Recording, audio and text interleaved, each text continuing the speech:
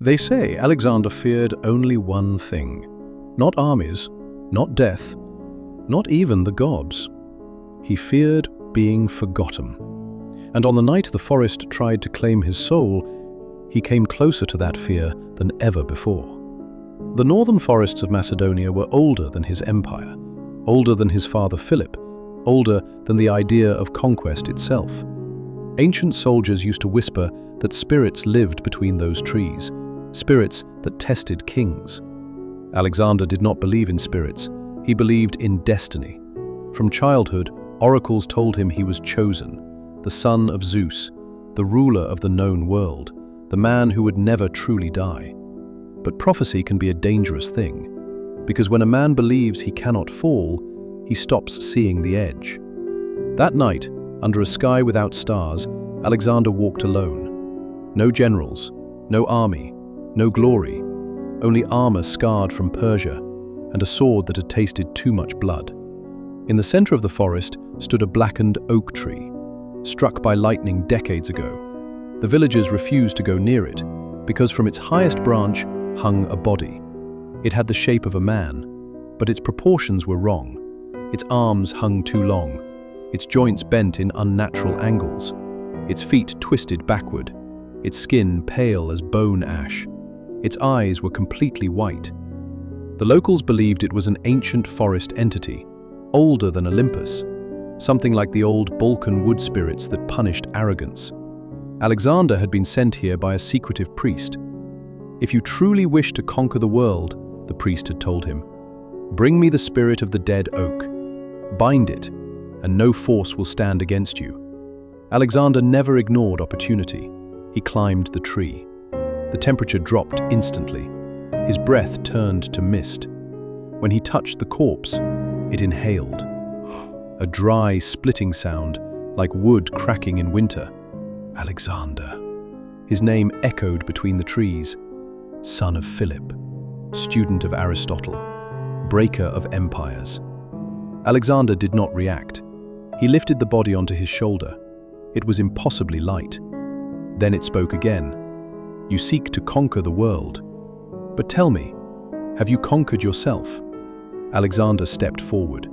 The forest floor felt softer, almost alive. The spirit continued. "I will walk with you, King of Macedon. I will tell you stories. And if you know the answer and refuse to speak, your soul will remain here long after your empire turns to dust." The wind rose, and the first story began.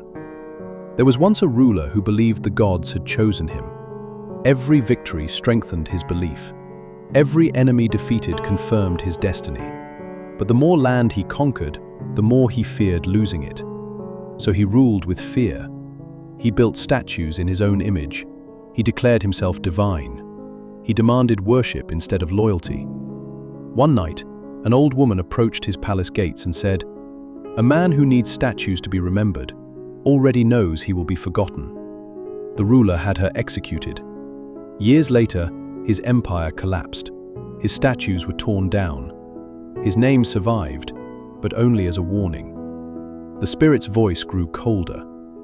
"Tell me, Alexander, what truly makes a king immortal?"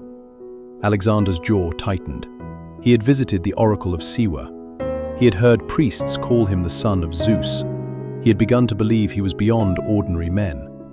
But now, in the forest, those titles felt fragile. "Memory," he said quietly. "Not statues, not fear, but memory earned through justice." The spirit laughed, but softly this time. "Good." The body vanished from his shoulder and reappeared on the tree. Alexander turned back, climbed again, lifted it again. He would not lose to a ghost. The second story came as the forest thickened. There was once a conqueror who loved war more than peace. Every victory thrilled him. Every battle fed his legend. But each campaign took him further from home, further from those who once knew him as human. When he finally returned, the people bowed, but none embraced him. He had become too distant, too powerful, too feared. And in gaining the world, he had lost himself. The spirit whispered near Alexander's ear, "Tell me, What is the cost of endless conquest? Alexander thought of the thousands dead in Persia, of cities burned, of soldiers who followed him not because they understood him, but because they feared disappointing him. The cost, he said slowly, is the man you used to be. The forest went silent. The spirit did not laugh this time. Instead, it slid down from his shoulder and stood before him. For the first time, Alexander saw its full form. Its body flickered like smoke. Its face shifted constantly. Young warrior, old king, frightened child. Its white eyes reflected him. "You chase immortality," the spirit said.